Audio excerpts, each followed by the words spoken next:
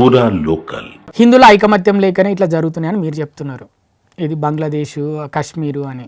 ఇక్కడనేమో చూసుకుంటే భారతదేశం లోపలనే అది మహారాష్ట్రలో మరాఠీ మాట్లాడాలంటారు, కర్ణాటకలో కన్నడం మాట్లాడమంటారు, తమిళనాడులో తమిళ్ మాత్రమే బోర్డులలో ఉండాలి, తమిళే మాట్లాడాలంటారు.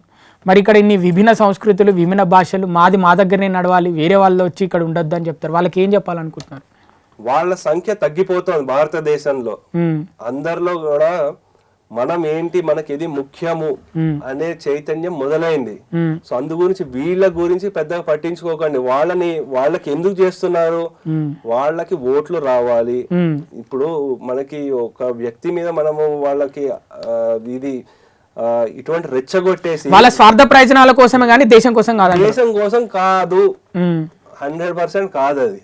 ఎందుకంటే వాళ్ళకి వ్యక్తిగతంగా వాళ్ళకి ఎలాగైనా పవర్ లోకి రావాలి, దానికి ఎంతైనా దిగజారుతారు. ఇటువంటి వాళ్ళని ఇంకా ఎక్స్పోజ్ చేసి ఎప్పుడైతే వాళ్ళకి మెయిన్ ఎలక్షన్లు, దాంట్లో వాళ్ళకి తరిమి కొట్టండి, వాళ్ళని తరిమి కొట్టి అప్పుడు వాళ్ళకు కూడా అర్థమవుతుంది. సో ముందు ఒకప్పుడు ఏంటి, మనము హిందువులను చెప్పుకోవడానికే భయపడే వాళ్ళము, ఓకే.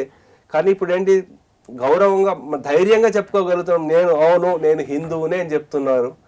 అటువంటి అప్పుడు జనాల్లో చైతన్యం వచ్చినట్ట రానట్ట వస్తుంది. మన పండగలన్నీ బ్రహ్మాండంగా చేసుకుంటున్నామా లేదా?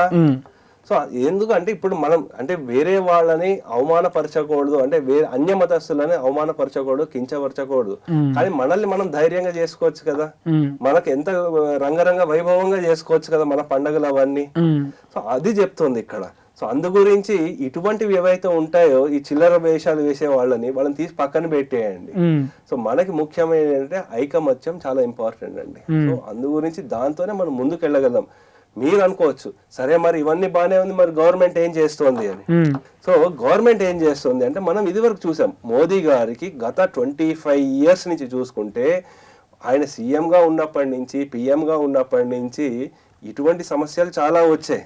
సో అందు గురించి వారికి ఎలా హ్యాండిల్ చేయాలో చాలా బాగా తెలుసు.